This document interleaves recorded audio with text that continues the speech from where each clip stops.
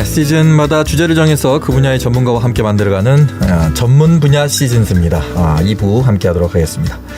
글쓰기는 과학이다. 예, 저는 글쓰기는 어렵다. 하지만 오늘은 이분께서 쉽고 아주 그냥 간단명료하게 그냥 설명을 해주시겠다고 글쓰기에 대해서 조선대학교 자유전공학부의 이동순 교수와 함께하겠습니다. 안녕하십니까? 안녕하십니까? 네, 오늘은 제가 배우는 입장으로 귀담아 듣도록 하겠습니다. 별 말씀을요? 지난 시간 그 두 번에 걸쳐가지고 글쓰기란 무엇인가에 대해서 얘기를 하셨다면서요? 네, 그렇습니다. 오늘 다시 좀 정리를 하고 나서 가도록 하겠습니다. 어떤 내용을 좀 얘기해 주셨던가요? 네, 첫 번째 시간 글쓰기 준비 무엇을 어떻게 쓸까? 네, 제일 어려워하는 부분이기도 한 것 같습니다. 맞아요. 너무 막연하니까. 네, 맞아요. 네, 주제를 정해서 쓰는 것이 사실 생각보다 쉽지는 않아요. 맞아요. 근데 그것을 구체화해야만 그 다음에 이제 다양한 생각들을 긁어 모아서 거기 안에 넣을 수 있는데 그게 잘 안 되면 글을 쓰기가 굉장히 어려워지는 거죠. 주제 정하기라고 하셔가지고 이렇게 네. 가주제, 참주제, 주제문 이런 식으로 하셨어요. 네, 가주제는 이제 예를 들면 오늘처럼 날씨가 더운 날, 자, 무더위에 대해서 글을 한 편 쓰세요라고 하면 어떻게 하시겠습니까? 일단 쓰기는 할 것 같아요. 이제 그 주제가 잡히면. 그러니까 무더위를 제가 막연하게 던져드렸잖아요. 저는 그러면 생각나는 거 위주로 쓸 것 같아요. 짜증. 짜증으로. 더워서 짜증나. 그러니까 짜증을 주제로. 그러니까 이제 무더위라는 제가 막연한 가주제를 드렸으면 그래 무더위 더위로 인해서 더위와 관련해서 나의 경험이 뭐가 있었지? 그러면 그걸 조금 더 범위를 좁혀볼까? 좁혀서 정리하는 것을 참주제라고 하는 것이고 그 다음에 주제문은 그래 더우니까 짜증났다라고 말씀하셨잖아요. 그러면 이제 나는 이 말을 할 거야. 더우면 너무 짜증이 나. 그러면 그게 주제문이 되는 거예요. 나는 나를 글을 쓸 때 더위는 짜증이다. 그게 이제 내 글에서 가장 하고 싶은 핵심이 되는 거죠. 너무 원색적으로 내가 얘기를 했나? 본능적으로? 조금 더 좀 고상하게 좀 비틀어서 얘기하는 거. 이제 그걸 또 그렇게 생각 모으는 과정에서 다시 정리하면 되죠. 그래서 이제 이 어떻게라고 하는 단계가 필요한 거예요. 그래, 더위, 무더위, 짜증. 무더위 하면 짜증이 생각난다고 하셨잖아요. 그러면 짜증과 연관해서 계속 써보는 거죠. 왜 짜증이 났지? 그렇지. 왜 짜증이 나세요? 땀 흘리고 막 그러니까.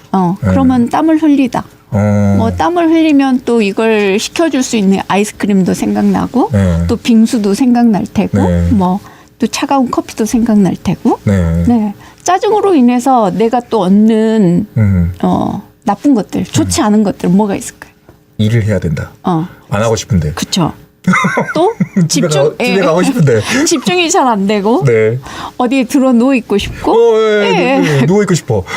그런 것들을 다 이렇게 하나하나 써보는 것이 생각을 모으는 거죠. 일단 나열을 쫙 해나가고 이제 그 기법 중에 뭐 이런 게 있죠. 마인드맵 또 끊임없이 이제 그 생각을 해서 생각을 폭발시켜라. 브레인스토밍 이런 단계가 생각 모으기고 그걸 통해서 이제 추려보는 거예요. 그게 구성하기라고 하는 건데 자, 짜증, 내 감정과 연관된 것들끼리는 연관된 것끼리 모아보고 일과 관련해서 일하기 싫다 그러면 일과 관련된 것들은 일과 관련된 것으로 모아보고 시원하게 이 짜증을 식혀줄 것 그게 뭐가 있을까? 아까 말씀드렸다 아이스크림, 빙수, 에어컨, 들어 눕는다 이렇게 같은 유형이나 주제별로 묶어보는 거죠. 이제 그걸 가지고 내 글 전체 얼개를 짜보는 거예요. 얼개를. 네, 그게 개요라고 하는 건데, 저는 이제 흔히 학생들 가르칠 때는 내비게이션이라고 표현을 합니다. 내 목적지인 주제문에 제대로 안착하게 하려면 어떻게 해야겠니? 그게 바로 이 개요라는 걸 통해서 옆으로 새는 걸 방지해 준다. 그러면 이게 어느 정도 이제 목차 형태가 나오겠네요. 그렇죠. 그래서 개요가 짜지면 거기에 이제 살을 붙이는 단계가 필요하는 거죠. 살을 붙여가면 한편의 글이 되는 거죠. 그렇네. 네. 쉽죠? 이렇게 접근하니까 약간 수학 공식 같은 것처럼 이렇게 그 좀 스텝 단계를 좀 밟아가니까 좀 복잡하지게는 느껴지지 않네요. 그렇죠. 네, 막연하게 느껴지진 않아. 그래도 글쓰기도 거쳐야 하는 단계 과정이 있다. 그래서 이제 첫 번째 글쓰기 준비 단계 무엇을 쓸까? 어떻게 쓸까? 이게 딱 정해지면 그 다음은 사실 어렵지 않죠. 그런데 또 막상 쓰려면 또 어려워하죠. 어렵죠. 어. 네, 맞아요. 글의 처음을 어떻게 쓸까? 중간을 또 어떻게 써야지? 또 마무리를 어떻게 할까? 그런데 아까 앞에서 말씀드렸던 것처럼 네. 개요를 짜는 과정 안에서 생각 정리가 됐기 때문에 이제 글에 처음 들어가는 단계까지도 개요 안에 조금 써주면 되는 거예요. 예를 들어서 무더위. 예, 제가 그냥 막연하게 한번 구두로 말씀을 드려볼게요. 네, 더운 날은 택시도 잘 잡히지 않는다. 아우, 맞아요. 그렇지. 제가 오늘 올 때 그랬거든요. 그러니까 아니 똑같은 시간이었음에도 불구하고 더운 날은 더 길게 느껴지는 거죠. 네, 그러면 이제 내 안에 뭐가 올라와요? 짜증이 더 올라오고 이게 다 더위 탓인 것처럼 느껴지잖아요. 아하. 사실은 더위하고 아무 상관이 없는 거잖아요. 맞아요. 아무 상관없어. 네, 그렇게 시작을 해도 좋은 거죠. 어허. 그래서 글쓰기 전략이라고 하는 것은 처음 쓸 때 이 호기심 읽는 독자들로 하여금 호기심을 유발하고 흥미를 유발해서 그 다음 내용이 궁금하게 하게 해주는 것.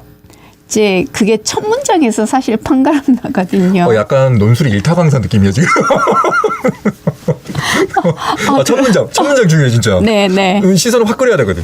네. 그렇죠. 네. 그래서 이제 조금 더 첨언을 드리면 첫 문장이 중요하다라고 말씀드린 이유 중에 하나가 그래서 하고 싶은 말이 첫 문장에 담겼을 때 그렇지.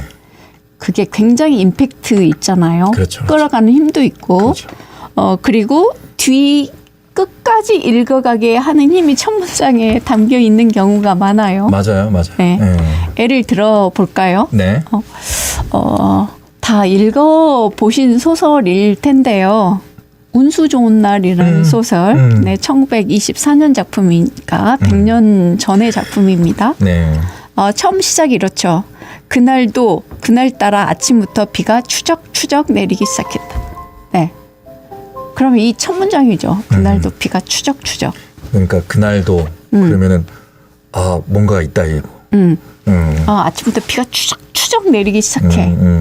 그러면 이제 이게 복선의 장치도 동시에 깔고 있는 그렇죠. 거거든요. 뭔가 지금 느껴지잖아요. 네.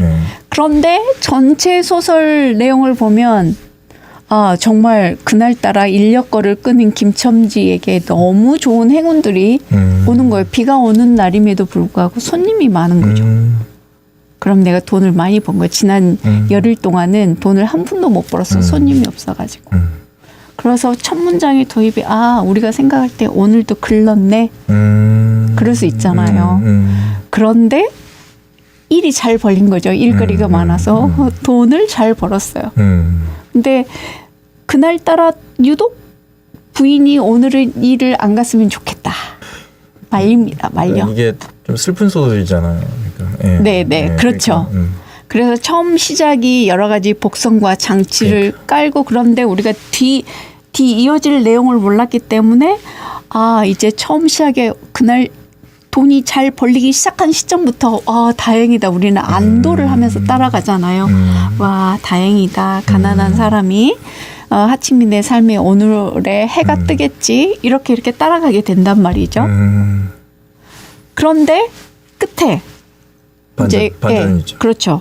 그래서 끝에 그날 돈을 잘 벌어서 설렁탕에 가서 술도 한잔 하고 그리고 집으로 이제 와이프 줄 설렁탕 한 그릇을 맞아요. 주고 싸가지고 돌아왔는데 부인은 죽어 있고 개똥이는 그 옆에서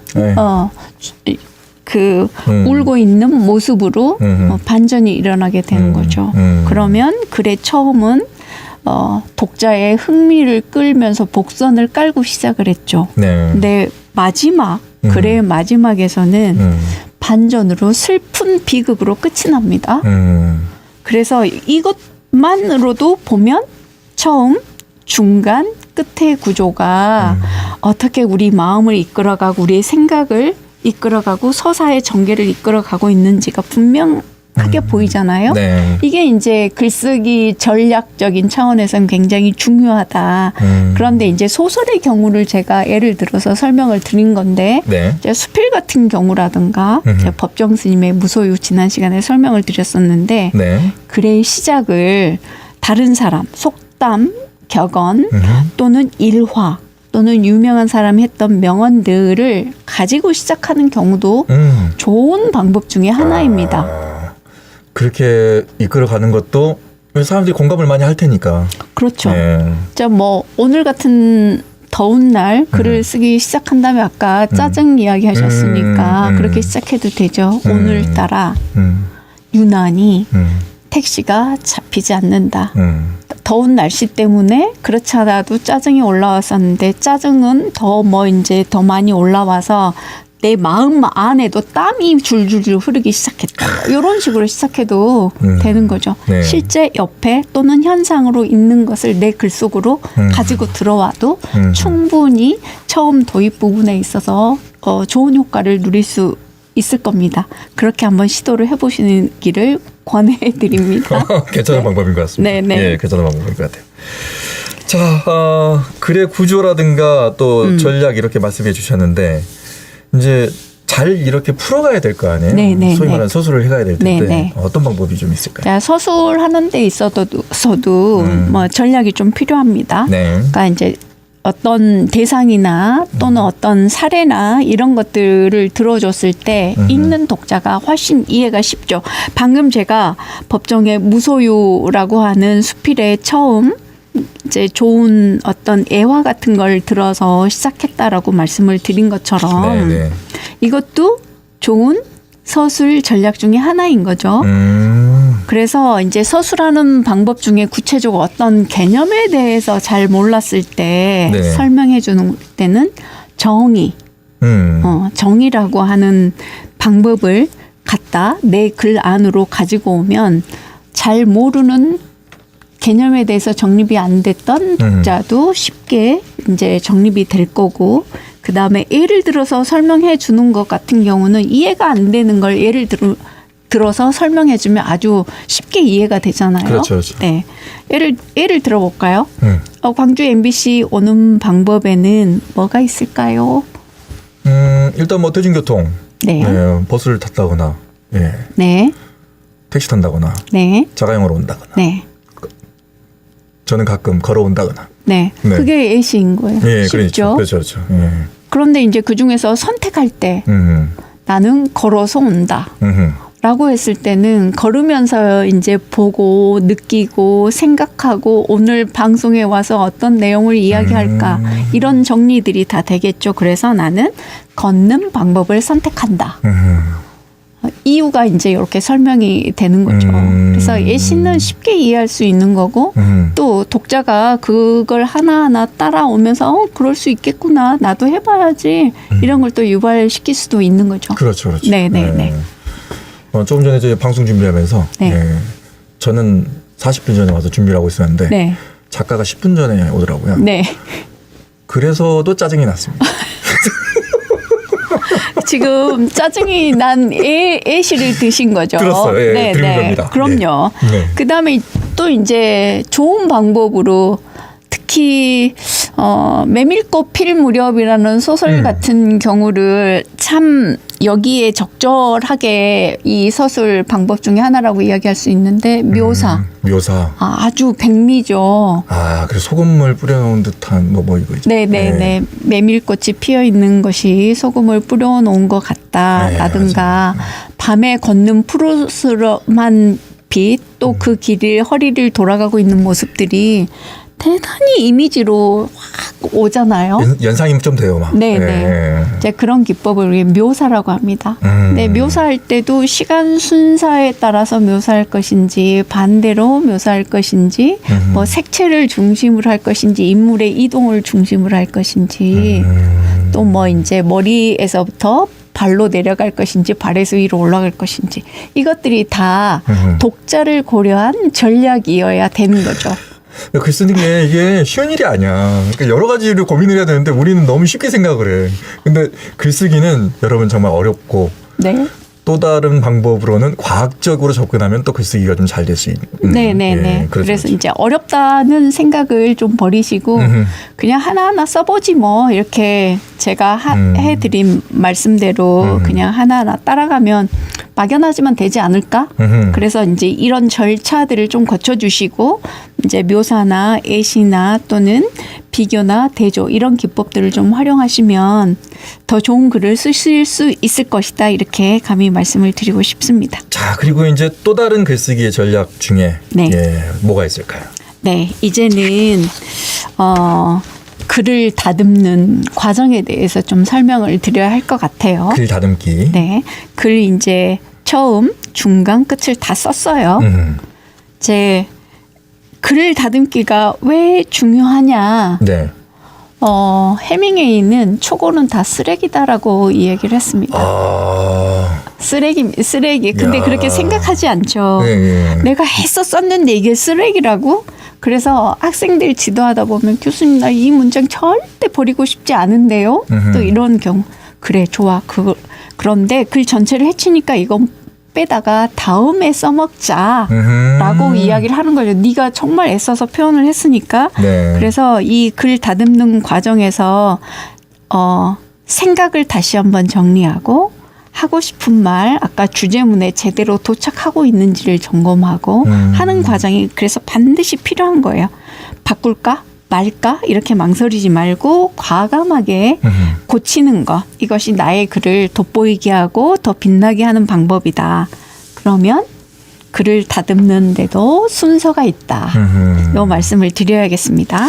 저희도 좀 비슷하거든요. 네. 저희도 편집할 때 양이 너무 많으면 취재 용어라든가 그러니까 다 이렇게 모아놓으면 하나하나 다 아까워요. 네. 근데 과감하게 버려야 되거든요. 네. 과감하게 편집해버려야 되거든요.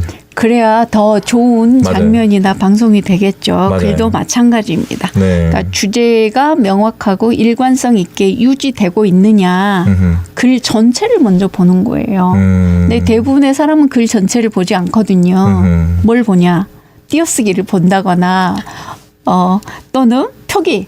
오탈자를 본다거나. 그렇죠. 맞춤법에 맞나 안 맞나 이걸 우선적으로 본단 말이죠. 근데 사실 그거는 제일 나중에 해야 되는 단계예요. 맨 나중에. 네, 글 전체를 보고 그 다음에 글의 작은 덩어리들 이제 문단이라고 하기도 하고 단락이라고도 하는데 네네. 이 단락과 단락이 서로 긴밀하게 연관성을 지니고 있느냐 이걸 또 점검을 해야 됩니다.